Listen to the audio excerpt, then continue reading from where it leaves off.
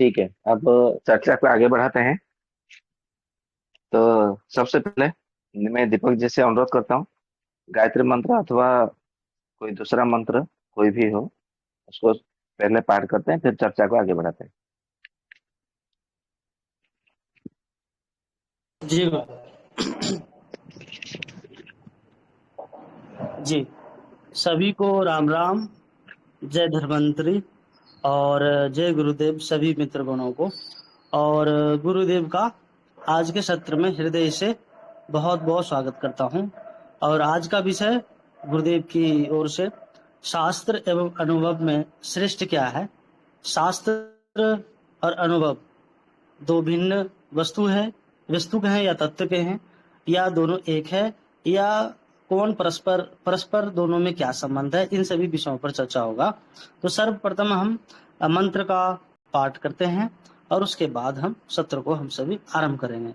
सर्वप्रथम भगवान गणेश जी का नमन करते हुए हम सभी सत्र का आरंभ करेंगे।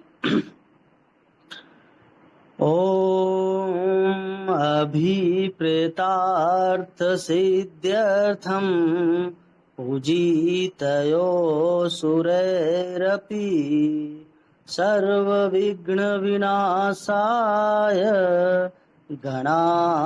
गणाधिपतये नमः। जी, सभी को राम राम। जय धन्वंतरी। और आज का विषय शास्त्र एवं अनुभव में श्रेष्ठ क्या है, इस विषय पर गुरुदेव चर्चा करेंगे और हम सभी के बीच में इस तथ्य को रखेंगे। आज तिथि 27 जून 2026 है और समय रात्रि 9:16। तो आप सभी श्रोतागण का, मित्रगणों का, सभी बुद्धिजीवी वर्गों का, आने वाले भविष्य में सुनने वाले भाई और बंधुओं का सबका स्वागत है। आज का विषय बहुत ही रोचक होने वाला है, क्योंकि अन्य अन्य प्रकल्पों में और अन्य अन्य जगहों पर लोगों को इन विषयों में भिन्नता स्पष्ट नहीं हो पाता है, तो अन्य अन्य विषय का मत रखते हैं। लेकिन गुरुदेव का सदैव कहना है कि आपके जीवन में आगे बढ़ना है। आपके जीवन में कुछ भी होता है, आपके जीवन में कुछ भी घटित होता है, आप जो भी अपने जीवन काल में देख रहे हैं, अनुभव करते हैं या किसी से चर्चा करते हैं, अगर जो वो बात उनमें से आपको कुछ गलत लग रहा है, समझ नहीं आ रहा, कुछ भी होता है, तो आपको वो दिशा निर्देश करने वाला जो सत्य स्वरूप, जो एक स्रोत हो सकता है, वो क्या हो सकता है? वो शास्त्र हो सकता है।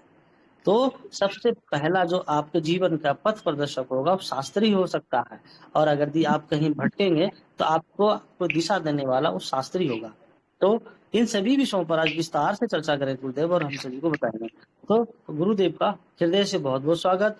और गुरुदेव से निवेदन करेंगे कि आज के विषय को हम सभी के बीच में रखिए और हम सभी अल्पज्य शिष्य गणों को ज्ञानित करिए और दिशा मार्ग प्रशस्त करिए। जय गुरुदेव, राम राम।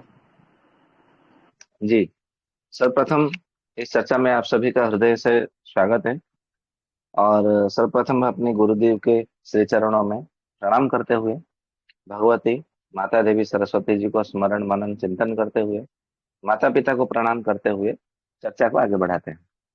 और चर्चा को शुरू करने से पहले जितने सारे जो शास्त्रों को, क्योंकि आज का विषय जो है शास्त्र एवं अनुभव में श्रेष्ठ क्या है, तो जितने सारे शास्त्रों को मनुष्य समाज में या इस सृष्टि के कल्याण के लिए हेतु ऋषियों ने बहुत परिश्रम करके, बहुत कष्ट से करके मनुष्यों के लिए उपलब्धि कराया, उन ऋषियों को भी प्रणाम नमन करते हैं। तो सबसे पहले जाते हैं शास्त्र एवं अनुभव में श्रेष्ठ क्या है, इस विषय पर आजकल बड़ा गंभीर चर्चा चल रही है। ठीक है, तो इसको सबसे पहले समझने से पहले मेरी एक इच्छा है कि मैं सबसे पहले आप लोगों का विचार जानूं कि शास्त्र और अनुभव में आप किसको श्रेष्ठ मानते हैं। तो मैं सबसे पहले दीपक जी से आरंभ करता हूँ, उनका क्या विचार है। मैं तो बताऊंगा सबसे अंत में, आप लोगों से पहले भी मैं विचार जान लूं, फिर उसके बाद में बताता हूँ। तो दीपक जी, आप कृपया अपना मन की बात रखिए, जो मंतव्य है, मत है, उसके बाद में हम आगे बढ़ते हैं एक एक करके। गुरुदेव, राम राम। गुरुदेव, शास्त्र और अनुभव में शास्त्र ही श्रेष्ठ होता है, क्योंकि आपसे ही कभी हमने चर्चा किया था और जानने का प्रयास किया था, तो हमें ये समझ में भी आया था कि हम जो अनुभव भी, यदि इसमें एक ही बात से हमें उत्तर प्राप्त हो जाता है। आप अपने जीवन में जो अनुभव प्राप्त करते हैं ना किसी भी विषय में, तो उस अनुभव को प्राप्त करने में, उस अनुभव की सत्यता की पुष्टि करने में भी शास्त्र ही परम प्रमाण होता है। इसीलिए शास्त्र ही श्रेष्ठ होता है और शास्त्र ही प्रथम होता है। इसमें चरक जी ने स्वयं प्रमाण दिया हुआ है गुरुदेव कि शास्त्रम ज्योति प्रकाशार्थम दर्शनम बुद्धिरात्मन ताभ्याम भीषक सुयुक्ताभ्याम चिकित्सन्नाप्राध्यति। चरक सूत्र स्थान 9 अध्याय 9 और 24वां श्लोक में इससे श्लोक से यह स्पष्ट होता है कि शास्त्र जो है, शास्त्रम ज्योति प्रकाशार्थम, मतलब शास्त्र ज्ञान का प्रकाशक है। शास्त्री आपके ज्ञान का, अनुभव का, सब चीज का प्रकाशक शास्त्री होता है। तो अगर यदि आपको किसी चीज की पुष्टि करना हो कि ये सत्य है और सत्य है, पुष्टि कैसे करेगा, उसका आधार क्या बनेगा? तो प्रथम उसका आधार शास्त्र ही बनेगा, क्योंकि शास्त्र का अनुभव ऋषियों ने अपने जीवन में पुरुषार्थ करके, अनुभव करके और सत्यता को परख करके उन्होंने शास्त्र का निर्माण किया और शास्त्र को बनाया, जिससे कि जो मनुष्य गण है आप सही गलत का फर्क कर सके। उसी तरह से गुरुदेव क्या बोलते हैं, ब्रह्मसूत्र में भी एक अध्याय मिलता है वेदांत सूत्र में 1:1:3 में कि शास्त्रियो नित्वात्, ऐसे करके श्लोक है। इसका अर्थ भी यही, आदि शंकराचार्य जी भी इसमें कहते हैं इस आधार पे कि ऋग्वेद आदि जो शास्त्र हैं, जो कारण होने से ब्रह्म, कहते हैं कि ऋग्वेद आदि शास्त्र का कारण होने से ब्रह्म सर्वज्ञ है, अथवा ब्रह्म केवल ऋग्वेद आदि शास्त्र प्रमाणक है, अर्थात ब्रह्म के यथार्थ स्वरूप के ज्ञान में ऋग्वेद आदि शास्त्र ही प्रमाण है। मतलब चाहे आयुर्वेद हो, ऋग्वेद हो, वेद आदि शास्त्र हो, सब में प्रमाण जो हमारे जो आप्त प्रमाण होते हैं, उसमें शास्त्रों को ही उन्होंने प्रमाण माना है। और इसमें भी कहते हैं कि सृष्टि के रचयिता परम ब्रह्म को मात्र तर्क और अनुभव से नहीं जान सकते, बल्कि शास्त्रों के माध्यम से ही समझा सकता है। चाहे कोई विषय हो, ईश्वर हो, ठीक है, आत्मा हो, तत्व की बात हो, जीवन दर्शन की बात हो, उन सबको समझने के लिए हमें शास्त्रों का ही माध्यम बनाना पड़ता है गुरुदेव। तो ब्रह्मसूत्र भी यही कहता है। इसी प्रकार से अन्य शास्त्रों में भी प्रमाण मिल सकता है, गीता में, पुराण में, रामायण में, महाभारत में, ऐसे अनेकों प्रमाण गुरुदेव हम देख सकते हैं, जिसपे आप बताएंगे और अच्छा भी लगेगा। तो गुरुदेव मैं ये समझता हूँ कि हमें शास्त्र के आधार पर ही जीवन में किसी चीज का अनुभव हो सकता है, सत्य रूप से, ऐसे नहीं हो सकता। जी गुरुदेव। ठीक है, उसके बाद में चलते हैं सुशील कुमार जी, हरियाणा से। जी सुशील जी, आप बताइए। जी गुरुजी, जय जगन्नाथ सभी को। गुरुजी, शास्त्र ही मैं बताना चाहूंगा, और कई प्रमाण आपने अपने व्याख्यानों में दिए है। कई बार कुछ सिद्ध योग या कोई बातें ऐसी रखी, और वो उसके लिए किसी ने पूछा कि जी किस ग्रंथ में लिखा है, आप इसका ग्रंथ नाम बताइए, या किस संदर्भ ग्रंथ में लिखा है, आप उसका प्रमाण दीजिए। तो फिर शास्त्रों में ही फिर आते हैं, उसी का ही प्रमाण देने पड़ते हैं जब वो मानते हैं। तो मेरे हिसाब से गुरुजी शास्त्र।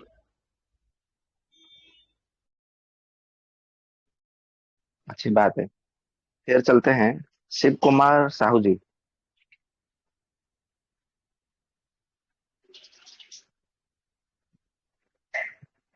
शायद वो नहीं है। ठीक है, आगे चलते हैं अरुण कुमार जी।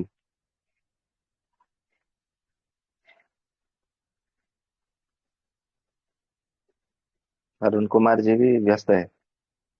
ठीक है, आगे बढ़ते हैं राकेश कुमार जी।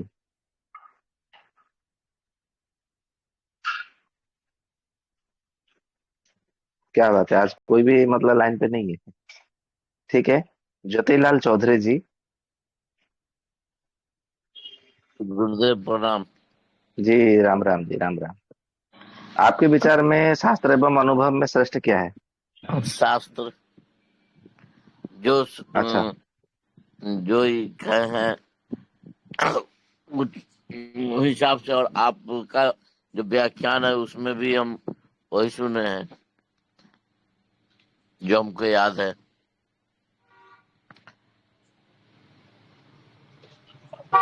ठीक है, ठीक है।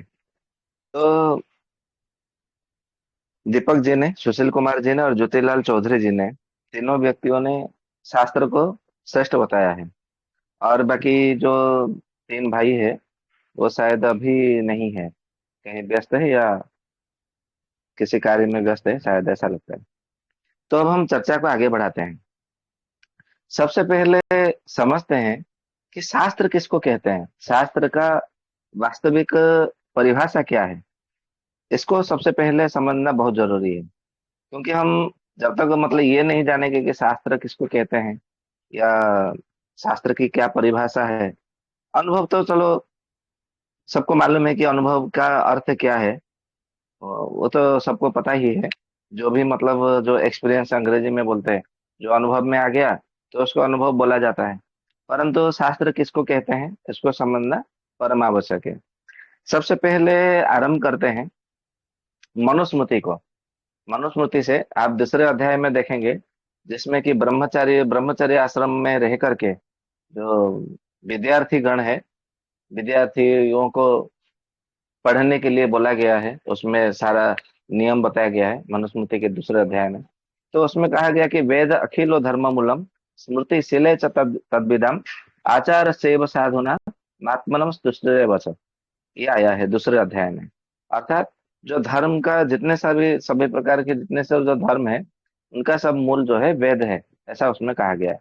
उसके बाद में स्मृति और श्रेष्ठ पुरुषों के जो आचार है और शुद्ध अंतःकरण की संतुष्टि, ये भी आवश्यक है। ठीक है, ये तीनों को लेकर के जब आगे चलते हैं तो मनुष्य जो जीवन में सफलता को प्राप्त करता है और परम सुख परम ऐश्वर्य को प्राप्त करता है, ऐसा उसमें गुरु उनको शिष्यों को उपदेश करते हैं। इसका अर्थ है सबसे पहले वेद शास्त्र, फिर उसके बाद में श्रुतियाँ। श्रुति यानी कि जो 20 प्रकार के हमारे जो धर्म ग्रंथ है, मनुस्मृति से लेकर के वशिष्ठ स्मृति तक, उनको कह सकते हैं। फिर श्रेष्ठ पुरुषों का आचार, जो हमसे पहले जो श्रेष्ठ श्रेष्ठ पुरुष महापुरुष जिन पथों पे चल करके गए हैं, उनके पद चिन्हों का अनुसरण करना, अनुकरण करना। ठीक है, ये उसको आचार कहा गया है। और अपने शुद्ध अंतःकरण की संतुष्टि, अर्थात वेद शास्त्रों को स्वाध्याय करते हुए और स्मृति शास्त्रों को पढ़ करके अपने आचरण में लाते हुए और जो महापुरुषों के जो आचरण है पद चिन्हों का अनुकरण करते हुए आगे बढ़ना। और ये तीनों से जो है हमारा अंतर्मन, हृदय परम संतुष्टि को प्राप्त करना, कि मैं सही कर रहा हूँ, ठीक कर रहा हूँ, जो भी कर रहा हूँ। मैं शास्त्रों से विपरीत जाकर के कोई बात नहीं कहता, मैं शास्त्रों के विपरीत जाकर के कोई कार्य नहीं करता, और मैं महापुरुषों के किए गए आचरणों से विपरीत या उससे परे जाकर के मैं कोई कार्य नहीं कर रहा। ठीक है, और स्मृति ग्रंथों में जो नियम बताए गए हैं, जो कर्तव्य, जो धर्म पालन का जो परिपालन का विधान बताया गया है, उस विधान के परे जा करके, विपरीत जा करके मैं कोई कार्य या कोई बात नहीं करता, कोई कार्य नहीं करता। तो इस प्रकार से जब आप मन में संतुष्ट लाएंगे, तो ये मनुस्मृति कहते हैं। मनुस्मृति में दूसरे अध्याय में कहा गया है कि उसका जो भविष्य जो है परम सुख और परम ऐश्वर्य से प्राप्त होता है। उसी दूसरे अध्याय में मनुस्मृति में फिर से कहा गया है कि वेदः स्मृति ही सदाचार स्वस्य च प्रियमात्मनः एत चतुर्विध प्राहु साक्षात धर्म से लक्षणम। अर्थात धर्म के चार लक्षण उसमें बताए गए, या तो धर्म के चार आचरण, ये चार आचरण जो पालन करता है ये साक्षात धर्म का परिपालन करता है, ऐसा उसमें कहा गया है। तो वो चार लक्षण क्या क्या है? सबसे पहले बोला गया कि वेद, यहाँ पर वेद का अर्थ केवल ऋग यजुर साम अथर्व, ये चारों वेद नहीं है। वेद का अर्थ यहाँ पर शास्त्र ज्ञान, ऐसा अर्थ किया गया है अन्य अन्य टीकाकारों के द्वारा। फिर कहते हैं कि स्मृति, अर्थात विभिन्न प्रकार के शास्त्र, और फिर स्मृति जो कि ऋषियों के द्वारा रचा गया है। और जो वेद शास्त्र जो है वो अपौरुषेय है, उसको किसी ने रचा रचा नहीं है। ठीक है, फिर उसके बाद आया सदाचार, जो कि पहले श्लोक में बोला गया है, 6 नंबर के श्लोक में जो बोला गया है, 12वें श्लोक में भी वही बोला गया है। फिर उसके बाद में कहते हैं प्रियमात्मना, अर्थात सबको प्रियता की दृष्टि से देखना, सबको प्रिय बनना, या तो सबके लिए प्रिय जैसे आचरण बन करना।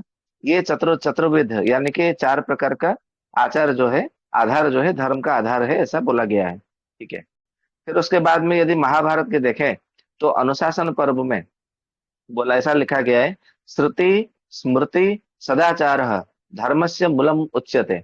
श्रुति अर्थात जो वेद है, चारों वेद, स्मृति यानी कि ऋषियों के द्वारा जो रचा गया 20 संहिता, सदाचार अर्थात सद आचरण करना, स्वस्थ सत्य व्रत का आचरण करना, ठीक है, और ये धर्म का मूल है, ऐसा उसमें बोला गया है। ये तो इस प्रकार से कहा गया है।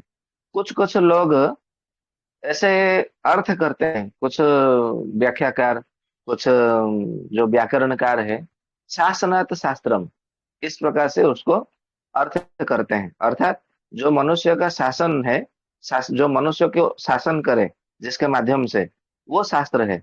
ऐसा कुछ कुछ टीकाकार, कुछ कुछ व्याकरणकार, कुछ पंडित वर्ग, विद्वान बदान्य वर्ग, वो सब इस प्रकार से उसका करते हैं, ऐसे अर्थ करते हैं। परंतु वास्तव में क्या शासनार्थ शास्त्र शास्त्रम है? जी नहीं, ऐसा नहीं है।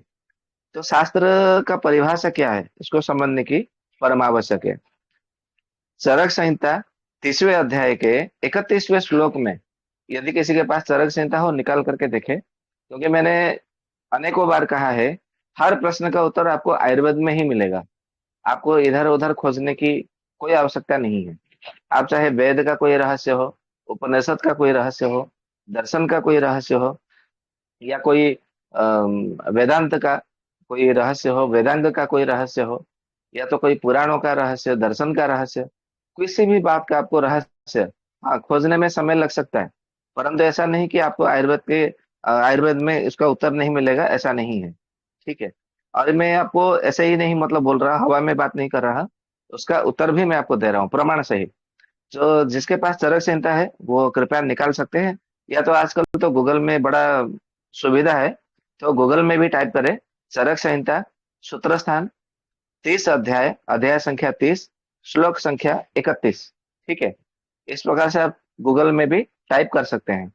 तो उसमें ऐसा आता है, तत्रायुर्वेद शाखा विद्या सूत्रम ज्ञानम शास्त्रम लक्षणम तंत्रम ईत अनर्थांतरम, अर्थात आयुर्वेद के कितने नाम हैं उसमें बताया गया है कि सबसे पहला जो नाम है उसका आयुर्वेद है, दूसरा नाम उसका शाखा है, तीसरा नाम उसका विद्या है, चौथा नाम उसका सूत्र है, पांचवा नाम उसका ज्ञान है, छठा नाम उसका शास्त्र है, सातवां नाम उसका लक्षण है, आठवां नाम उसका तंत्र है।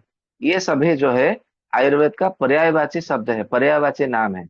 जैसे हम हाथ को चाहे हस्त कहे, भुज कहे, बाहु कहे, कर कहे, पानी कहे, हाथ कहे, ठीक है, आप कैसे कोई भी मतलब आप शब्द का प्रयोग करें, वो तो समझाएगा एक ही को, हाथ को ही समझाएगा, ठीक है। जैसे चरण पद, ऐसे पाद, ऐसे मतलब गोड़ ऐसे लेंगे तो भी उसका पैर, अर्थ तो एक ही मतलब होता है कि नहीं। क्रिया में व्यवहार के दृष्टि से कभी कभी शब्दों का चयन करना होता है, वो तो काव्य और कविताओं के लिए चयन करना होता है। बोलने के लिए आप ऐसे ही भी बोल सकते हैं, जैसे लिखा जाता है कहीं पर विवाह समारोह में कि पाणी ग्रहण संस्कार होगा, विवाह संस्कार होगा, तो वहां पर पाणी ग्रहण होगा, समारोह, ऐसा लिखा जाता है, पाणी ग्रहण वहां पे लिखा जाता है। परंतु बोलने में हम पाणी ग्रहण थोड़ी बोलते हैं, बोलते हैं कि मैं अपनी बेटी का हाथ तुम्हारे हाथ में दे दूंगा, या आपको हमारा आपकी जो है बेटी का हाथ हमारे बेटे के लिए चाहिए, ऐसा ही बोला बोला जाता है ना। कि वहां पर जाके बोलते हैं कि आप मतलब जो है आपके बेटी का पानी चाहिए, ऐसा कोई बात करता है क्या प्रामाणिकता से? मैं आप लोगों से प्रश्न कर रहा हूँ।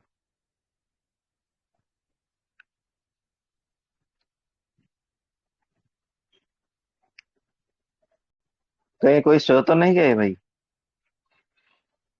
सब जाग तो रहे ना? जी जी। गुरुजी, जी जी गुरुजी, जी गुरुदेव, जी आपने गुरुदेव। सत्य कहा गुरुजी। कोई भी ये नहीं हाँ, कहता कि पानी ग्रहण के लिए, केवल ये बोलता है कि आप अपनी बिटिया का हाथ हमारे हाथ में दें। परंतु जब आप निमंत्रण पत्र छापेंगे या कहीं पर भी मतलब लिखेंगे, तो उसको ऐसा नहीं बोलेंगे कि इसकी मतलब अमोक का बेटी का हाथ हमारे बेटे के हाथ के मतलब अर्पण करने के लिए ये कार्यक्रम है, अनुष्ठान है, ऐसा वहां पे लिखते हैं क्या कहीं पे? नहीं लिखते। लिखते क्या है कि पाणी ग्रहण संस्कार होगा अमुक से सुपुत्री का और अमुक का सुपुत्र का, यहाँ पे आयुष्मान आयुष्मती ऐसे मतलब शब्द जोड़ करके उसके ज्येष्ठ पुत्र या ज्येष्ठ पुत्र, इसका मध्यमा पुत्री या मध्यम पुत्र या कनिष्ठ पुत्री कनिष्ठ पुत्र, ऐसे मतलब उसमें वर्णन करके फिर लिख देते हैं कि पाणी ग्रहण संस्कार होगा। तो समझ में आ जाता है कि अच्छा ये विवाह होगा। परंतु जब बोलने के लिए बात आती है तो बोलते हैं कि उसका हाथ इसके हाथ में दे दो। क्यों? क्योंकि हाथ का ही एक नाम है पानी। तो वहां पे काव्य में, कविता में ऐसे लिखने के लिए एक एक शब्द का चयन होता है वहां पर। वो भी पुल्लिंग, स्त्रीलिंग, अव्यय, देशान, देश, देशा, देश, देशज, कालज, इन शब्दों का, भाषाओं का वहां पर आधार की आवश्यकता पड़ती है। परंतु हम जब बातें करते हैं, बोलते हैं, तो उसके हिसाब से फिर एक ही सरल भाषा में उसको बोला जाता है। ठीक उसी तरह आप कोई भी मतलब बोले कि मैं विद्या ग्रहण करना चाहता हूँ, तो इसका अर्थ है आप आयुर्वेद का ही सीखना चाहते हैं। आप बोलेंगे कि मतलब ये गणित का सूत्र है, कहीं पर भी गणित का सूत्र या ये सूत्र है, तो न्यूज वाले भी बोलते हैं ना कि ये सूत्रों से, हवाला से प्राप्त होता है, सूत्रों से पता चलता है, ऐसे बात करते हैं ना। तो सूत्रों से पता चलता है मतलब कि आयुर्वेद के कुछ कुछ लक्षण भी जो है उसके आधार पर आप अनुमान से भी आप बात कर सकते हैं। तो चाहे आयुर्वेद हो, शाखा हो, विद्या हो, सूत्र हो, ज्ञान हो, शास्त्र हो, लक्षण हो, तंत्र हो, ये सबके सब जो है आयुर्वेद का ही पर्यायवाची नाम है। तो शास्त्र और अनुभव, ये दोनों के ऊपर जो आज का जो चर्चा है, बड़ा मजा आने वाला है। और सबका जो संदेह है या संकोच है या तो जो शंका है, सबका आज नष्ट होने वाला है, दूर होने वाला है। ठीक है, तो आप लोग सब तैयार है आगे चर्चा की बढ़ाने के लिए? तो अवश्य। गुरु जी, जी गुरु जी। जी। तो अभी किन्हीं लोगों ने गूगल में टाइप करके देखा कि ये चरक संहिता के 30वें अध्याय में है या नहीं है? या किसी के पास चरक संहिता है, पढ़ा किसी ने?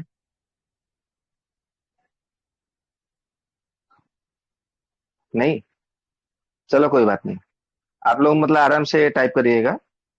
ठीक है, अभी आगे बढ़ते हैं कि मुख्यतः मतलब जो शास्त्र को लेकर के क्या हमारे विषय में अन्य अन्य ग्रंथों में बोला गया है। सबसे पहले, और यहाँ पे बहुत ज्यादा लोग होते तो प्रश्नोत्तरी होता तो बहुत मजा आता, आनंद आता। तो कोई बात नहीं, जितने हैं उसके हिसाब से हम बातचीत करते हैं। तो बीच बीच में मुझे कोई प्रश्न पूछना पड़ेगा तो आप लोग बताइए। अभी चलते हैं, जैसे ये दीपक जी ने बोला था कि 9वें अध्याय में चरक जी ने बोला है शास्त्रम ज्योति प्रकाशार्थम। ये सूत्र स्थान के खुड़ाक चतुष्पाद अध्याय में इसके विषय में वर्णन है। वहां पे सबसे पहले ये बोला गया है कि शस्त्रम शास्त्राणि सलिलम गुण दोष प्रवृत्तये पात्र अपेक्षिण्यतः प्रज्ञम चिकित्सार्थम विशोधये। अर्थात शस्त्र, शास्त्र और जल, सलिल यानी कि जल को बोला जाता है, जल का नाम है सलिल। सलिलम गुण दोष प्रवृत्तये, अर्थात शस्त्र का, शास्त्र का और जल का, इनमें पात्र के अनुसार गुण और दोषों की जो है उत्पत्ति हो जाती है। मतलब शास्त्र वही रहेगा, परंतु यदि किसी दुरात्मा के हाथ में रहेगा तो दूसरे का हत्या करने का उपयोग करेगा। परंतु किसी यदि वीर के हाथ में रहेगा तो सज्जन की रक्षा और दुष्टों की नाश करने के लिए उसका शस्त्र उठाएगा। ठीक है, यदि किसी कायर, किसी दुर्बल व्यक्ति के हाथ में रहेगा तो केवल साग भाजी काटने के लिए उसके काम आएगा। ठीक है नहीं? सही, क्या मैं सच बोल रहा हूँ कि इसमें भी कुछ गलत है?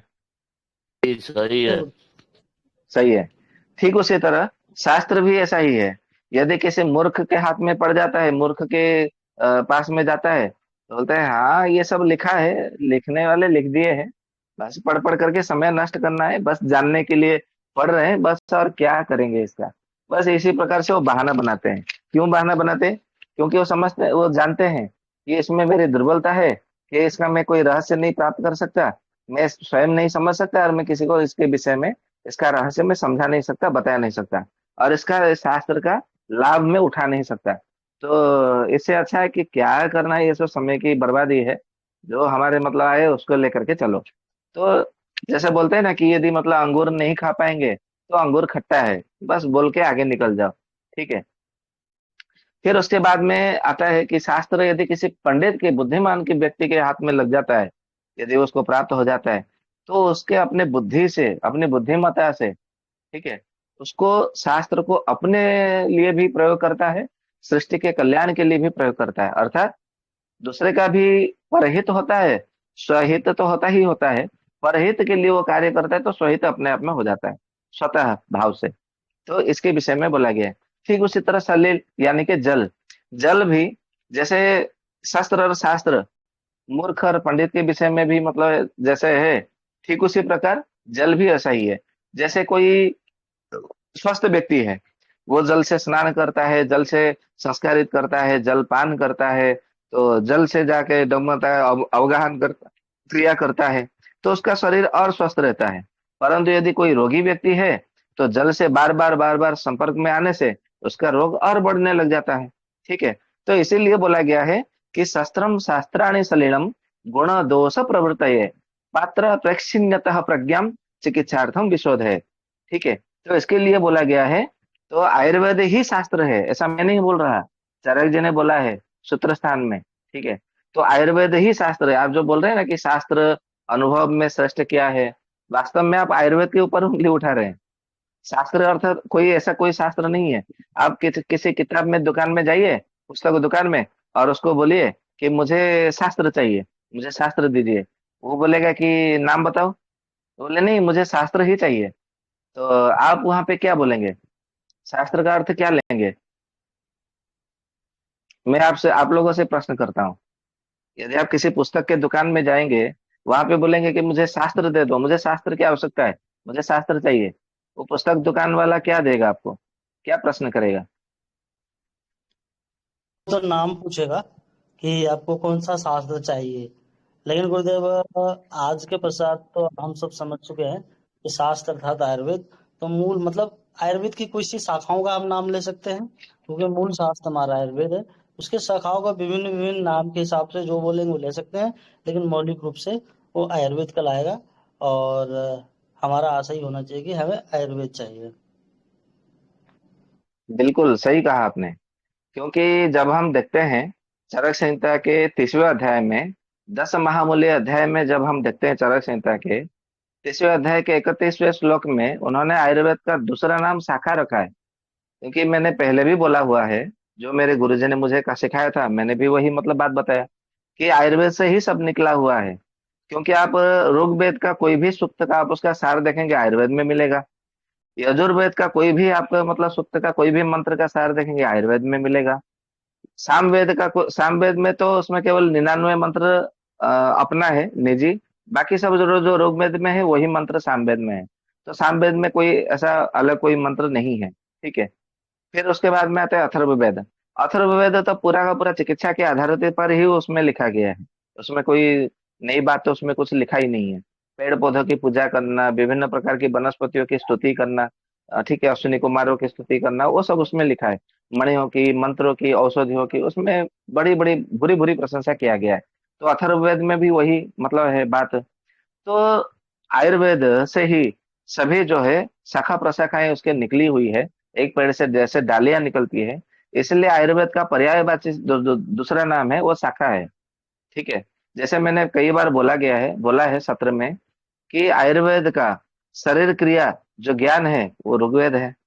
आयुर्वेद का जो शरीर रचना ज्ञान है वो यजुर्वेद है। आयुर्वेद का जो काल ज्ञान है वो सामवेद है। आयुर्वेद का जो पदार्थ विज्ञान है या पदार्थ ज्ञान है, पदार्थ का जो ज्ञान का रहस्य है, वो सब अथर्ववेद में लिखा है। आप पहले ऋग्वेद, यजुर्वेद, सामवेद, अथर्ववेद पढ़िए। आयुर्वेद के इस आधार के अनुसार, इस शाखाओं के अनुसार वहां पे कुछ मतलब मिलता है या इसके विपरीत कुछ मिलता है लिखा हुआ है, आप वो देख लीजिए। ठीक है, और कुछ लोग ऐसे भी बोलते हैं कि नहीं, ये तो जैसे मैं नाम ही ले लेता हूँ, क्यों ऐसा है, मतलब सच तो सच ही होता है। जैसे आर्य समाज मतलब जो कि संप्रदाय के वहां पे मतलब बोलते हैं कि ऋषि महर्षि दयानंद सरस्वती जी ने ऐसा लिखा है वैसा लिखा है, तो ये भी गलत बात है। सबसे पहली बात ये है कि दयानंद सरस्वती जी कोई ऋषि तो है नहीं। क्यों नहीं है, उसका मैं रहस्य अभी यहाँ पे बता देता हूँ। क्योंकि आयुर्वेद शास्त्र को यदि आपको अच्छे से पढ़ना है, तो यहाँ पर बोला गया है कि विद्या, सूत्र, शास्त्र, ज्ञान, लक्षण, तंत्र, इस सबको रहस्य आपको समझना पड़ेगा। तब जाकर के आप जो है शास्त्र की परिभाषा समझ पाएंगे, और शास्त्र में अनुभव में क्या श्रेष्ठ है वो पता चलेगा आपको सबसे पहले। तो सबसे पहले हम जाते हैं निरुक्त की ओर। क्यों? क्योंकि आयुर्वेद शाखा है, आयुर्वेद की अनेक शाखा है।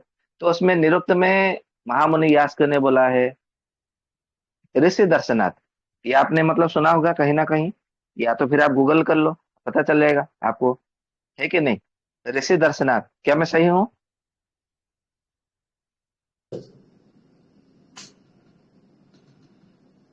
क्या मैं सच सच बोल रहा हूँ या झूठ बोल रहा हूँ? सही है गुरुदेव, ये निरुक्त का वचन है। ठीक है।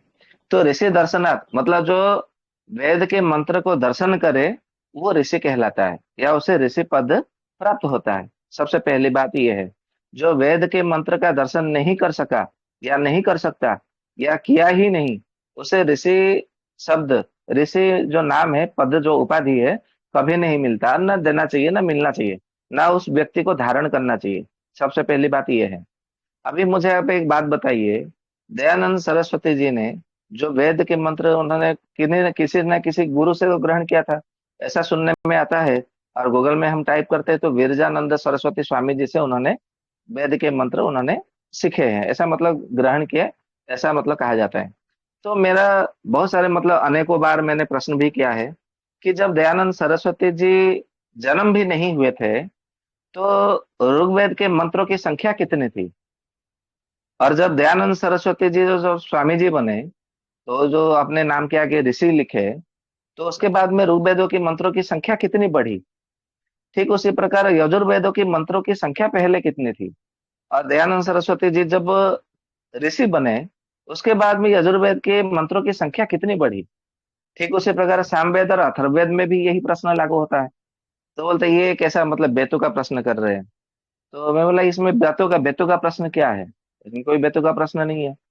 जैसे कि हम विश्वामित्र जी को ले लीजिए। विश्वामित्र जी ने जो है गायत्री मंत्र का उद्धृत किया था। बोले हाँ बिल्कुल किया था। तो वो कैसे किए थे? तो बोले वो नहीं पता। बोला जब आपको यही नहीं पता कि वो गायत्री मंत्र कैसे उद्धृत किए, तो फिर दयानंद सरस्वती जी के आगे नाम आप कैसे ऋषि लगा रहे हो? तो अभी तो मतलब बहुत सारे ऋषि भी मतलब निकल गए हैं। अभी तो ऐसे कोई बहुत सारे व्हाट्सएप ग्रुप चल रहा है, जिसमें देवर्षि अष्टू, पता नहीं क्या क्या, मतलब बहुत सारे यूट्यूब चैनल आप देखेंगे, इसमें अपने नाम के आगे ऋषि ये सब लगा करके लोगों को भ्रमित कर रहे हैं। तो ये क्यों भ्रमित कर रहे हैं? वो भ्रमित कर रहे हैं, चलो ठीक है, लेकिन हम भ्रमित हो रहे हैं, ये सबसे बड़ी दुख की बात है। जैसे चोर का स्वभाव है वो चोरी करेगा, क्योंकि वो चोर है, चोरी करेगा ही करेगा। परंतु हम अपना दरवाजा खोल के रात को सो जाएं कि भाई किसके मतलब दम है आके चोरी करके दिखा, तो भाई अपनी भूल है, अपनी मूर्खता है। ये आपने मतलब रात को दरवाजा अपना घर का खोल करके, दरवाजा खिड़की सब खोल करके सो गए, तो वो चोरी करना उसका स्वभाव है, वो चोरी करेगा ही, क्योंकि वो चोर है। वो उसका दोष नहीं है। दोष आपका है कि आपने दरवाजा खिड़की वो सब सही तरीके से उसको मजबूती से बंद नहीं किया।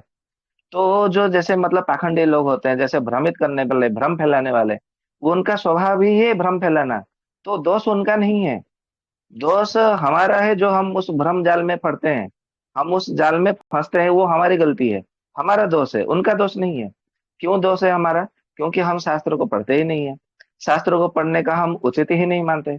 हम उसको मतलब पढ़ने का या समझने का, अपने बच्चों को पढ़ाने का उसको महत्व ही नहीं समझते। ये हमारी गलती है, हमारा दोष है। उनको खाली खाली में फालतू में उनको दोष देना ये उचित नहीं है, ऐसा मेरा मानना है, मेरा विचार है। तो सुश्रुत चरक जी उसको आगे कहते हैं कि विद्या वितर्को विज्ञानम स्मृति तत्परता क्रिया यस्मे ते षड्गुणस्तस्य न साध्य मति वर्तते। अर्थात जो विद्या, अर्थात जो आयुर्वेद है, उसको अपने गुरु जी के साथ में बैठ करके चर्चा करना, यानी कि तर्क करना, जैसे अभी दीपक जी करते हैं। आपने देखा होगा हमारे पुराने जो सत्र, जो आलोचना सत्र हुए हैं बहुत, तो उसमें दीपक जी ऐसे ऐसे प्रश्न करते हैं कि सुनने वाले को विरक्त लगता है, क्या दीपक जी ऐसे प्रश्न करते हैं। कई बार तो कुछ लोगों ने उनको, दीपक जी को ऐसे भी बोल दिया है, क्या दीपक जी, दीपक भाई आप ऐसे ऐसे क्या प्रश्न करते हैं? तो बोला हाँ चलो ठीक है, वो प्रश्न करते हैं, ठीक है। इतना भी प्रश्न नहीं करना चाहिए कि दूसरों को भी विरक्त लगे, लेकिन ऐसे तर्क से बात करना, तर्क से प्रश्न करना, ये सबसे पहले होना चाहिए। केवल ऐसा नहीं कि हमने शास्त्र लिया, चरक संहिता या सुश्रुत संहिता ऐसे कोई ग्रंथ लिया, पढ़ लिया, हाँ यहाँ पे तो ऐसा लिखा है, ठीक है, बस उसको मान लिया, ऐसा नहीं है। ऐसा क्यों हुआ? क्योंकि चरक जी ने बोला है, किसी भी बात पर, कोई भी समस्या हो, कोई भी लक्षण हो, कोई भी विद्या हो, कोई भी बात हो, आपको केवल एक ही शब्द जोड़ना है। क्यों? दूसरा कुछ नहीं जोड़ना। ये हमने अनेकों बार बोला गया है। यदि आपको रोग हुआ तो क्यों रोग हुआ, मुझे ये समस्या आई, मुझे क्यों समस्या आई, आज मेरे पास पैसे की कमी है, मेरे पास क्यों पैसे की कमी है, मेरे पास आज काम नहीं है, क्यों काम नहीं है, आज मेरा दुकान नहीं चल रहा है तो मेरा दुकान क्यों नहीं चल रहा, मैं ठीक नहीं हो रहा हूं तो मैं क्यों ठीक नहीं हो रहा हूं। तो हर बात में आप केवल एक ही प्रश्न जोड़ो, क्यों। यदि उसके बाद में आपको उत्तर मिल रहा है तो उस उत्तर के सामने भी आपको एक ही शब्द जोड़ना है, क्यों। क्यों। जब तक वो उसके एकदम मुख्य स्तर पर, जब मूल स्तर पर जब तक नहीं पहुंच जाते, तब तक आपको एक ही शब्द जोड़ना है, क्यों क्यों क्यों क्यों। उसके आगे और कुछ नहीं जोड़ना है। तो आपके सारे समस्या का समाधान हो जाएगा।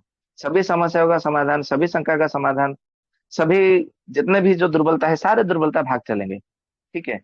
इस प्रकार से आगे वो कहते हैं कि स्मृति, अपनी स्मरण शक्ति को बढ़ाना, तत्परता, उसको जो विद्या है उसको विद्या में फिर अभ्यास में तत्परता रहना, क्रिया, मतलब उसको केवल अभ्यास में कैसे, उसको क्रिया युक्त करना। और गुण, गुण अर्थात जिस विद्या को आपने ग्रहण किया, या तो जिस विद्या को, जो ज्ञान आपने मतलब तर्क से आपने प्राप्त किया, अपने स्मरण शक्ति में उसको याद रखना, स्मरण ध्यान रखना, फिर उसको अभ्यास में परिवर्तन करना, तत्परता रहना उसमें, अर्थात सदैव जो है सक्रिय रहना, बोलता है ना अंग्रेजी में एक्टिव। तो एक्टिव, सक्रिय रहना, फुर्तीला के साथ में एक्टिव रहना, सक्रिय रहना, अभ्यास बार बार करते रहना, ये गुण जिसमें प्राप्त होता होता है वही विद्याधारी कहला जाता है, या उस व्यक्ति का नाम विद्याधर कह हो जाता है। ऐसा चरक जी कह रहे हैं, मैं नहीं बोल रहा हूँ। तो इसके बाद में चाहे वो कोई भी शाखा हो, आयुर्वेद का कोई भी शाखा, आयुर्वेद का कोई भी रहस्य, चाहे आयुर्वेद का कोई भी जो विद्या है, वो अपने आप में उसे प्राप्त हो जाता है। फिर उसके बाद में कहते हैं कि विद्या मति ही कर्म दृष्टि, अभ्यास सिद्धिराश्रय, वैद्य शब्द विनिष्पत्ता बलम एक मप्यतः। ये उसे 9वें अध्याय में बोला गया है, खुराक चतुष्पाद अध्याय में। अर्थात विद्या अर्थात आयुर्वेद शास्त्र का पूर्ण ज्ञान होना। यहाँ पे टीकाकार ने पूरा अर्थ लिख दिया है, मैं खाली जैसे तैसे आपको पढ़ के बता रहा हूँ। ठीक है। तो विद्या का जैसे मतलब 30वें अध्याय में हमने 10 महामूल्य अध्याय में चरक जी ने जो आयुर्वेद के पूरे पर्यायवाची नाम दिया था, उसी अर्थ के आधार पर यहाँ पे बोला गया है कि विद्या अर्थात आयुर्वेद शास्त्र का पूरा ज्ञान होना, मति अर्थात निर्मल बुद्धि होना, फिर कर्म दृष्टि अर्थात अपने क्रिया के ऊपर, अपने कर्म के ऊपर दृष्टि बनाए रखना, कि मैंने ये विद्या को ग्रहण किया है और मेरा निर्मल बुद्धि है, अपने बुद्धि में एक जरा भी मतलब नियत में गड़बड़ नहीं होना चाहिए, अपने बुद्धि को जो है सद्बुद्धि में रखना चाहिए। मंद बुद्धि या दुष्ट बुद्धि या कुबुद्धि या हत बुद्धि या अप्रभ बुद्धि, ऐसा इस प्रकार से नहीं होना चाहिए। सद्बुद्धि, सुबुद्धि के युक्त से होकर के रहना चाहिए। तो उसको बोलते हैं सुमति। यहाँ पर मति शब्द का प्रयोग किया गया है। मति का अर्थ है जिसका मन बड़ा निर्मल होता है, जिसका विचार पवित्र होता है, जिसके भाव बड़े अच्छे होते हैं, उसको मति बोला गया है, सुमति बोला गया है। तो उसका बुद्धि जो है निर्मल होना चाहिए, खाली एक विद्या को धारण करने से नहीं होता। फिर उस बुद्धि के साथ में, सुबुद्धि के साथ में अपने कर्म के ऊपर दृष्टि बनाए रखना चाहिए, बार बार देखना चाहिए। फिर बोलते हैं कि अभ्यास, अर्थात उसको अपने कर्मों में अभ्यास रखना चाहिए, रहना चाहिए, लाना चाहिए। उसके बाद में सिद्धिआश्रय, फिर उसे जो है कार्य में सफलता मिल जाएगी। ये केवल वैद्य के लिए नहीं है, आप किसी भी क्षेत्र में हो, चाहे आप दुकानदार हो, व्यापारी हो, या आप कृषक हो, या आप शिक्षक हो, चाहे आप कोई भी काम कर रहे हैं, उससे मतलब कोई लेना देना नहीं। चाहे आप कोई डिलीवरी बॉय हो, या आप कोई भी काम कर रहे हो, खेती कर रहे हो। ठीक है। तो ये जो सूत्र यहाँ पे बोला गया है, ये सूत्र को अपने कार्य पे आपको लगाना चाहिए, लागू करना चाहिए। तो इससे जो है श्रेष्ठ गुरुजनों के अधीन रहना, रह करके ये सब मतलब होना चाहिए। यहाँ पे बोला गया कि आश्रय, आश्रय अर्थात अपने गुरुजनों के अधीन रह करके करना चाहिए, तब जा करके आप अपने कार्य में अपनी विद्या को अच्छे से सिद्धि को प्राप्त करेंगे। और यहाँ पे चिकित्सा के लिए बोला गया कि वैद्य शब्दाभिनिष्पता बल में एक अप्यतः, अर्थात ये इनमें से यदि एक भी गुण यदि रहता है 6 में से, तो भी वो वैद्य नाम ग्रहण कराने के लिए पर्याप्त है, ऐसा बोला गया है। अर्थात यदि आपने विद्या को, अर्थात आयुर्वेद शास्त्र का पूर्ण ज्ञान है आप में, यदि आपका निर्मल बुद्धि है, अथवा आपका जो है कर्म के ऊपर दृष्टि है, कर्म का आपका बार बार अभ्यास कर रहे हैं, और चिकित्सा कार्य में सफलता के लिए, सिद्ध होने के लिए आप प्रयास करते हैं, और अपने गुरुजनों के अधीन रहते हैं। ठीक है। जिस प्रकार से इस विषय में फिर सुश्रुत जी ने अपने सुश्रुत संहिता में बोला है, सुश्रुत संहिता में जिस प्रकार से अपने पिता के बिना, अपने बिना बिना पिता के, मतलब कोई भी संसार में जो है ना, दो व्यक्ति का नाम पूछा जाता है। एक पूछा जाता है आपका पिता का नाम क्या है, आप किसके पुत्र हो। दूसरा पूछा जाता है आपके गुरु कौन है। इस बात का सदैव ध्यान रखें। तो यदि आपने मतलब एकलव्य जैसे कहीं से मतलब ऐसे मतलब चोरी करके मतलब यदि आप ले लिया, विद्या को ग्रहण किया, तो वो मान्य नहीं रहता पंडित समाज में या विद्वानों के समाज में, उसका कोई मान्य नहीं रहता। इसीलिए जैसे आप बोलते हैं ना कि मेरे पिता का नाम ये है, तो आपके जवान पर गुरु का नाम भी मतलब इस प्रकार से आदर भाव से आना चाहिए कि मैं उस गुरु का शिष्य हूँ, मेरे गुरु जी ये है। तो इस प्रकार से जब आप नाम लेकर के चलते हैं तो महर्षि सुश्रुत कहते हैं आपको सिद्धि तो ऐसे ही मिल जाती है, बिना किसी परिश्रम के, बहुत शीघ्र और सरल भाव से, सहज भाव से सिद्धि उस व्यक्ति को प्राप्त हो जाती है, ऐसा महर्षि सुश्रुत जी का कहना है। ठीक उसी तरह आपको चरक संहिता में भी यही बोला गया है कि आश्रय गुरुजन के अधीन रह करके जो है वो आप उस सिद्धि को प्राप्त कर सकते हैं। फिर उसके बाद में कहते हैं कि यस्य ते ते गुणः सर्वे संति विद्या देह शुभा सविद्य शब्दम सद्भूत महर् पाणि प्राणि सुख प्रद। ये तो छह में से यदि कोई एक गुण का भी आप धारण करते हैं तो आप विद्याधर या वैद्य पद शब्द को पाने के लिए आप उचित है, आप अधिकारी है। यदि छह में से छह गुणों को धारण करते हैं तो फिर आपको कहना ही क्या है। अभी फिर उसके आगे चलते हैं। शास्त्रम ज्योति प्रकाशार्थम दर्शनम बुद्धिरात्मनः ताभ्याम भीषक सुक्ताभ्याम चिकित्सन्नापराध्यति। अर्थात वस्तुओं को प्रकाशित करने के लिए जिस प्रकार से दीपक का आवश्यक है, जैसे आप किसी घर में गए, घर में प्रवेश किए, यदि वो घर अंधेरा है तो सब कुछ होते हुए भी आपको नहीं दिखाई देगा। क्यों? क्योंकि वहां पर दीपक नहीं है। ठीक उसी प्रकार आप कितने भी चालाक हो, चतुर हो, आप अपने ही घर में ये चीज रखा है, ये चीज वहां रखा है, आपको सब मालूम है, फिर भी आपको बिना प्रकाश के, बिना उजाले के आप उस चीज को नहीं पकड़ सकते, उस छोटे से चीज को नहीं पकड़ सकते। बड़े बड़े सामान को, बड़े बड़े द्रव्यों को, पदार्थों को पकड़ सकते हैं, लेकिन क्या कोई चीज छोटी सी सुई कहीं पे रखी है आपको मालूम है, लेकिन यह क्या वो आप सुई को पकड़ सकते हैं? तो इसका उत्तर है नहीं पकड़ सकते। उसके लिए फिर आपको प्रकाश की आवश्यकता है। ठीक है। ठीक उसी तरह शास्त्र जो है एक प्रकार से ज्योति की काम करता है। शास्त्र ज्योति है, प्रकाश है, और उसके बिना बुद्धि जो है शुद्ध, मतलब आंख के समान होती है। और इस निर्मल शुद्ध बुद्धि और शास्त्र रूपी दीप जब दोनों जुड़ते हैं तब जाकर के उससे कोई अपराध नहीं होता, ऐसा बोला गया है। ठीक है। तो यहाँ पर अनुभव तो नहीं लिया गया, लेकिन यहाँ पे बुद्धि को लेकर के बोला गया है, क्योंकि बुद्धि से ही हम अनुभव करते हैं। तो इस प्रकार से हम यहाँ पे थोड़ा सा सामान्यता भाव से इसको हम ले सकते हैं, परंतु इसको हम यहाँ पे नहीं लेते हैं। और आगे मतलब देखते हैं कि उसमें क्या बोला गया है। अब चलते हैं श्रीमद् भगवद गीता के ऊपर जाते हैं। श्रीमद् भगवद गीता में 16वें अध्याय में भगवान श्री कृष्ण ने बोला है तस्मा शास्त्रम प्रमाणम ते कार्य कार्य व्यवस्थित हो। वो भगवान श्री कृष्ण जी कहते हैं अर्जुन को कि हे पार्थ, मैंने सब कुछ जो नियम बताए हैं वो सब के सब शास्त्र में लिखे गए हैं। इसीलिए किसको क्या करना चाहिए, व्यक्ति को क्या नहीं करना चाहिए, उसके लिए किसी के पूछे या न पूछे, परंतु शास्त्र ही प्रमाण है। चाहे व्यक्ति कोई भी हो, व्यक्ति का भी प्रमाण नहीं, शास्त्र ही प्रमाण है। और शास्त्र से ही जो है दिशा निर्देश का ज्ञान जो है उससे लेना चाहिए। भले अनुभव बार बार जीवन में सत्य ही सिद्ध क्यों ना हो, परंतु फिर भी उसे सत्य सिद्ध नहीं कहा जा सकता।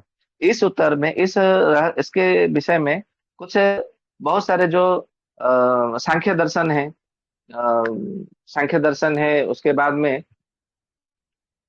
और कौन से ग्रंथ है, सांख्य दर्शन है, और शायद कठोपनिषद या बृहदारण्यक उपनिषद में हमने पढ़ा था, ठीक से याद नहीं आ रहा है, परंतु हमने किसी उपनिषद में ही पढ़ा था, संभवतः कठोपनिषद में ही पढ़ा था, कि उसमें ऐसा लिखा है कि आप किसी घर में प्रवेश किए या किसी स्थान में गए और वहां पर जो है रस्सियां ऐसे कुंडलाकार जो है वहां पर मतलब रखा है, तो आप अंधेरे में आपको जो है ऐसा लगेगा कि मैंने सांप को पकड़ लिया, कि सांप है, आपके मन में भय उत्पन्न हो जाएगा, क्योंकि आपने उसको देखा नहीं, आपने हाथ में लिया और हाथ में जो है उसे ऐसा मतलब प्रतीत होता है, अनुभव होगा कि ये सांप है, क्योंकि आपने सांप को देखा हुआ है कि वो सांप ऐसे रहता है, ये आपका अनुभव है। तो अंधेरे में वही रस्सी जो है सांप की तरह दिखाई देता है। ये सांख्य दर्शन में भी है, और कठोपनिषद या बृहदारण्यक उपनिषद में कहीं पर एक उपनिषद में है। परंतु जैसे ही आप ज्योति यानी कि प्रकाश का सहारा लेते हैं, तो आपका ये भ्रम दूर हो जाता है, अरे ये तो रस्सी है, ये रज्जू है, ये सांप नहीं है। तो यहाँ पर अनुभव जो है फेल हो गया, यहाँ पर मतलब ये तो अनुभव गलत भी हो सकता है। जैसे एक बात ऐसा भी बोला गया है न्याय दर्शन में, महर्षि गौतम जी ने लिखा है कि जैसे संसार में जैसे जैसे उजाला बढ़ता है, वैसे वैसे गर्मी बढ़ती है। ठीक है, ये बात आप सब लोग मानते हैं कि जैसे जैसे उजाला होता है वैसे वैसे गर्मी बढ़ती है। जी। जी गुरु। जी। परंतु आप उल्लू को जाकर के पूछोगे तो बोलेगा कि नहीं नहीं नहीं, जैसे जैसे अंधेरा बढ़ता है वैसे वैसे गर्मी बढ़ती है। क्योंकि उल्लू को जो है सूर्य का रोशनी या कोई भी जो प्रकाश है उससे दिखाई नहीं देता, उसे अंधेरे में ही सब कुछ दिखाई देता है। अभी उसका अनुभव आप सत्य मानेंगे या झूठ मानेंगे? यह तो उनके लिए ही हो सकता है एकमात्र, लेकिन वो सिद्धांतवत तो गलत है ना फिर वो उल्लू। सिद्धांतबद्ध तो गलत है, परंतु ये भी तो उसका अनुभव है कि उसको मतलब जो है सूर्य का प्रकाश दिखाई नहीं देता, कोई भी प्रकाश उसे दिखाई नहीं देता, अंधेरे में सब कुछ दिखता है। तो वो जैसे जैसे सूर्य होकर के आगे बढ़ते हैं, आरोहण होकर के मध्याह्न की ओर बढ़ते हैं, और उससे लिए और घोर घन घोर अंधेरा मतलब बढ़ जाता है, तो उससे बहुत ज्यादा गर्मी लगती है। तो उससे पूछोगे तो वो बोलेगा, ये इसके विषय में महाभारत में शांति पर्व में पितामह भीष्म जो है उल्लू के विषय में ये बड़ा वहां पे एक छोटा सा आख्यान भी बताया है धर्मात्मा महाराज युधिष्ठिर को, कि एक हंस एक उल्लू के पास में पहुंच गया दिन में, और हंस नहीं, बगुला, वो कहने लगा, कितना ये सूर्य जैसे उदय हो जाता है, जैसे जैसे उजाला प्रकाश बढ़ने लगता है, तो वैसे वैसे बहुत ज्यादा गर्मी बढ़ने लगता है। तो उल्लू वहां पे फटकारता है, ये महाभारत में लिखा है शांति पर्व में, मैं नहीं बोल रहा हूँ, ये पितामह भीष्म जी ने युधिष्ठिर को बताया है, बता रहे हैं। तो उल्लू बोलता है, तुझे को मालूम नहीं कहाँ से आया तू, किस देश से मतलब आया है, कौन से लोग से आया है, तुझे कुछ मालूम नहीं है, मैं बताता हूँ अंधेरा गर्मी कैसे बढ़ती है, जैसे जैसे अंधेरा बढ़ता जाता है वैसे वैसे गर्मी बढ़ती है। तो बोलता है, नहीं नहीं, हे बंधु, आपको शायद विदित नहीं कि जैसे सूर्य का प्रकाश उदय होता है और सूर्य का किरण जितना प्रखर होता जाता है, प्रकाश उतना ही प्रखर उजाला होता जाता है, और गर्मी जो है उससे ही उतना ही अधिक मात्रा में व्यापक होने लगता है। तो बोले, तुझे कुछ मालूम नहीं, कहाँ से आ गया, बड़ा ज्ञानी तरह मतलब भाषण देता रहता है, प्रवचन दे रहा है क्या? नहीं, तुझे कुछ मालूम नहीं है, जो मैं अभी इतना बूढ़ा हो गया हूँ, अभी मेरी मृत्यु होने वाली है, तो मेरा अनुभव गलत है क्या, तुम यहाँ पे आकर के बोल रहे हो? तो उसको समझ में आया बाद में बगुला को, अरे मैं तो आकर के उल्लू से बात कर रहा हूँ, अभी इसको दिन में दिखाई नहीं देता, इस बेचारे का क्या दोष है, गलती तो मेरी ही है, मैं कहाँ आकर के फंस गया, कहाँ मैं अपने आकर के बातों को कहने लगा हूँ। तो अभी उल्लू को दिन में दिखाई नहीं देता प्रकाश में, परंतु ये भी उसका अनुभव है, आप उसके अनुभव को आप नकार नहीं सकते। वो उसका ये अनुभव है कि जैसे जैसे प्रकाश बढ़ता है, अंधेरा बढ़ता है, तो गर्मी बढ़ती है। परंतु समाज में आपके अनुभव से क्या, बगुला के अनुभव से क्या है, जैसे जैसे प्रकाश बढ़ता है वैसे वैसे गर्मी बढ़ती है। ठीक है, तो ये भी अनुभव सही है, वो भी अनुभव सही है, अभी अनुभव के आधार पर किसको सही माने? तो वहां पर आपको जो है शास्त्र का प्रमाण लेना पड़ेगा, क्योंकि उसी शास्त्र में ही लिखा है कि दिन में उल्लू को किसी भी प्रकार प्रकाश जो है दिखाई नहीं देता, उसे अंधेरे में ही सब दिखाई देता है। तो ये यहाँ पर जो है शास्त्र के आधार पर वो सिद्ध हो गया कि उल्लू को दिखाई नहीं देता और अंधेरे में ही सब कुछ दिखाई देता है, तो उसका भी अनुभव बिल्कुल सटीक है। तो यहाँ पर अनुभव यहाँ पे सिद्ध नहीं हुआ, यहाँ पर शास्त्र ही सिद्ध हुआ। ठीक उसी प्रकार और एक हम उदाहरण लेते हैं, जो कि उसी महाभारत में शांति पर्व में पितामह भीष्म जी धर्मराज युधिष्ठिर को बताते हैं। क्या बताते हैं? बोलते हैं कि हे पुत्र, क्योंकि वो तो उनके पोता है, इसलिए उनको पुत्र संबोधन करते हैं कई कई जगह। बोलते हैं कि हे पुत्र, जैसे ही वसंत ऋतु आती है, सभी पौधों में नए नए पत्ते आने लग जाता है, परंतु एक बांस का ही पेड़ होता है जिसमें पत्ते नहीं आते। ठीक है, तो इस विषय इसमें वसंत ऋतु का क्या दोष है? अभी कोई जाकर के बांस के पेड़ के नीचे बैठे और कहे कि देखो, बसंत ऋतु में नए नए पत्ते आते हैं हर पेड़ पौधे में, लेकिन बांस के वृक्ष में ही जो है नए पत्ते नहीं है, वो सब पुराने पत्ते हैं। तो फिर वहां आप उस व्यक्ति उस वृक्ष के नीचे बैठ करके बातें करेंगे, तो ये बातें बिल्कुल झूठ हो जाएगी, क्योंकि वो भी आप देख रहे हो प्रत्यक्ष रूप से, ये भी तो अनुभव है। तो यहाँ पर अनुभव के आधार पर भी ये गलत हो जाता है। ठीक उसी प्रकार हम लेते हैं कि वेदों में, शास्त्र में, अन्य अन्य ग्रंथों में क्या मतलब बोला गया है कि शास्त्र और अनुभव को लेकर के उसमें क्या क्या मतलब बोला गया है, उसको लेकर के हम देखते हैं। सबसे पहले हम लेते हैं कि भगवत गीता का तो मैंने आपको श्लोक सुना दिया, 16वें अध्याय का। तस्मै शास्त्रम प्रमाणम ते कार्य कार्य व्यवस्थितो ज्ञात्वा शास्त्र विधान उत्तम कर्म कर्तुम अर्हसि, कि किसको क्या करना चाहिए, क्या नहीं करना चाहिए, क्या उचित है, क्या अनुचित है, इसको आपको जो है शास्त्र को ही मूल रूप से आपको देखना चाहिए, फिर उसके हिसाब से आपको करना चाहिए। ऋग्वेद के प्रथम मंडल के 89वां सूक्त, उस सूक्त को पढ़िए, तो उसमें शास्त्र के श्रेष्ठ है कि अनुभव श्रेष्ठ है, उसका रहस्य आपको उसमें मिल जाएगा।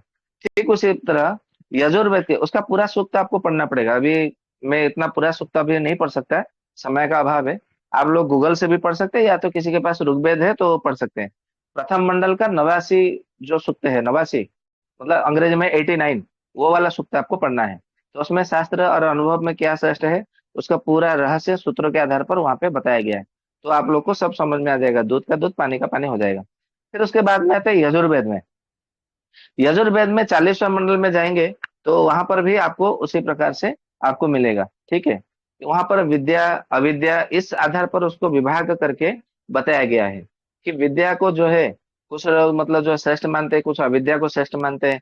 मतलब यहाँ पर अनुभव के आधार पर कुछ लोग ये श्रेष्ठ है, कुछ लोग ये श्रेष्ठ है, ये श्रेष्ठ नहीं है, ऐसा बातें करते हैं।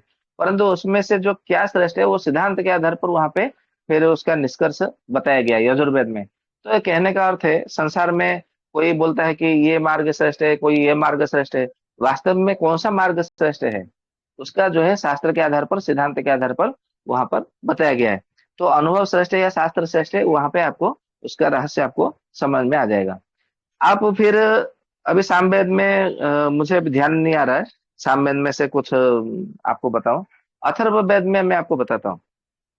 अथर्ववेद में जितने सारे जो भेषज के विषय में बताया गया है, वो तो सब कुछ अनुभव के आधार पर नहीं बताया गया, अनुभव करके तो नहीं लिखा है, क्योंकि वो तो वेद सारा जो अपौरुषेय है। ठीक है, और आयुर्वेद भी अपौरुषेय है। चरक जी ने मतलब कहा है कि वेद जो है, आयुर्वेद ये अनादि है, ये शाखा है, बहुत सारे मतलब शाखा है इसके है, सारे संसार में सारे सिस्टम में जो है वो सब आयुर्वेद के ही शाखा है। ठीक है, फिर उसके हिसाब से फिर आगे जाते हैं कि तैत्तिरीय उपनिषद में आप देखेंगे प्रथम अनुवाक में, प्रथम अनुवाक का कितने नंबर का मंत्र है वो, श्लोक है, मुझे ठीक से याद नहीं।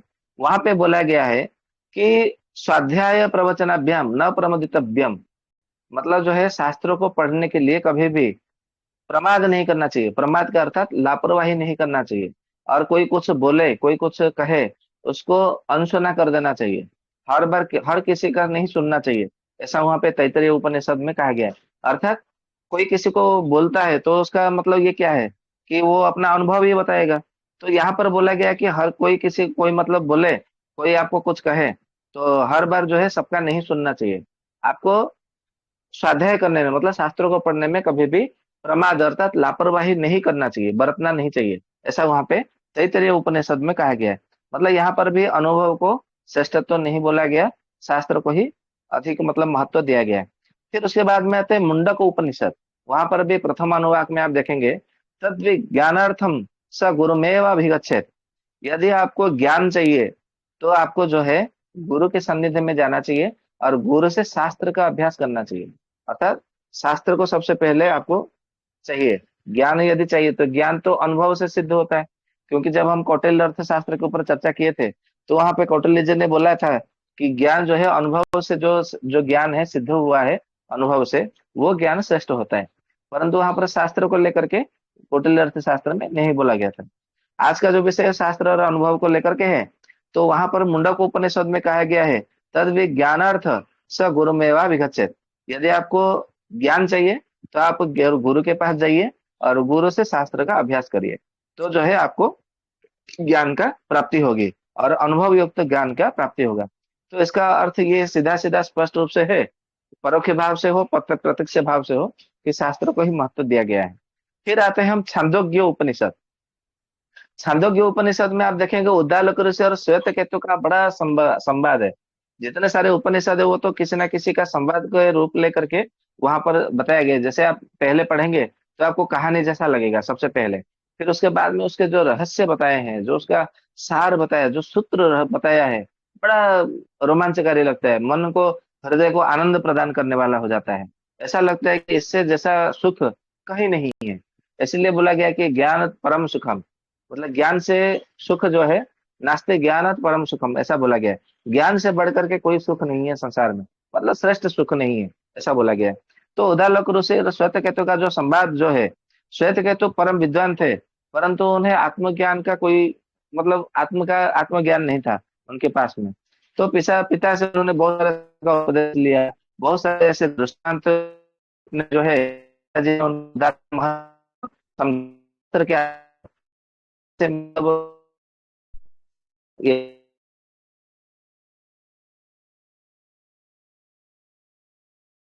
के हम बहुत सारा श्रवण ख्यान को इस सबसे बाद में अनुभव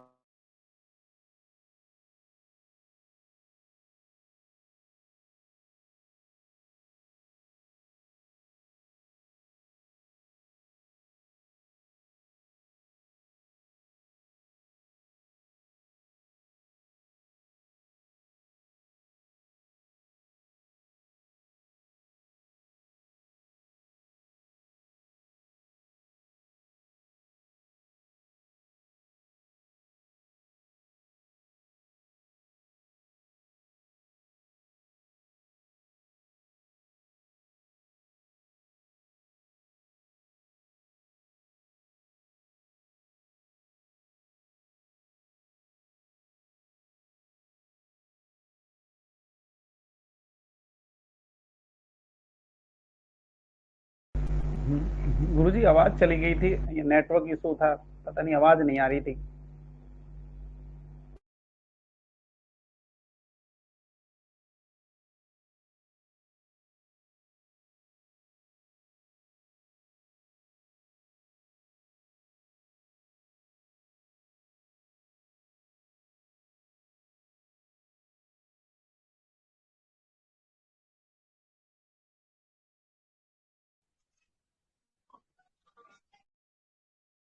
गुरुदेव अभी भी आवाज नहीं आ रही है।